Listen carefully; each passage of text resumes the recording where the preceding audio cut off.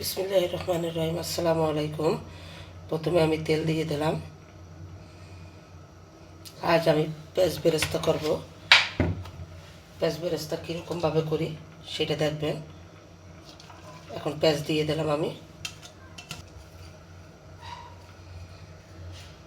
এখন আমি চিনি দিয়ে দিলাম পরিমাণ মতন। চিনি দিয়ে পেঁয়াজ বেরেস্তাটা খুবই মজা হয়। আমি কীরকম করে পেঁয়াজ বেরেস্তা করি আপনারা দেখেন।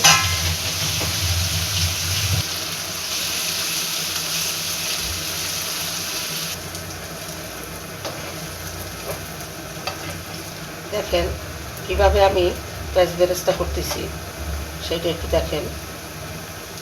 এইভাবে পেঁয়াজ বেরেস্তা করলে চিনি দিয়ে খুবই মজা হয়। আজ আমি আপনাদের পেঁয়াজ বেরেস্তা করা দেখাবো। আপনারা দেখেন, নতুন পেঁয়াজ তো একটু ডলা পাকিয়ে যাচ্ছে।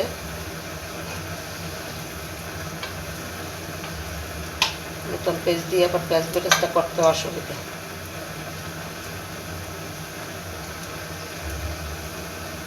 দেখেন কীরকম পেঁয়াজ বেরেস্তা করলাম আমি। এভাবে আপনারা পেঁয়াজ বেরেস্তা করবেন, খুবই মজা হবে, কালারটাও সেই হবে। পুরান পেঁয়াজ হইলে বেশি ভালো হয়, নতুন পেঁয়াজ সেই জন্য বেরেস্তাটা ভালো করতে পারলাম না, আপনাদের সাথে আপনাদের দেখাইতে পারলাম না।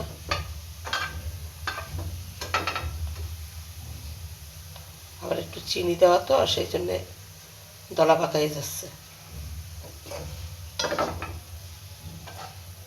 খুবই সুন্দর কালার আসছে।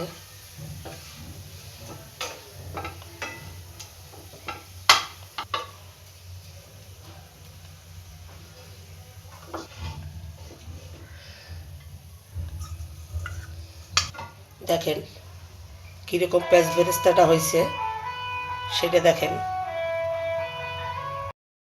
দেখেন কত সুন্দর কালার হয়েছে। পেঁয়াজ বেরেস্তা খাইতে খুবই মজা। এই পেঁয়াজ বেরেস্তা এইভাবে পেঁয়াজ বেরেস্তা করবেন, খুবই মজা হবে।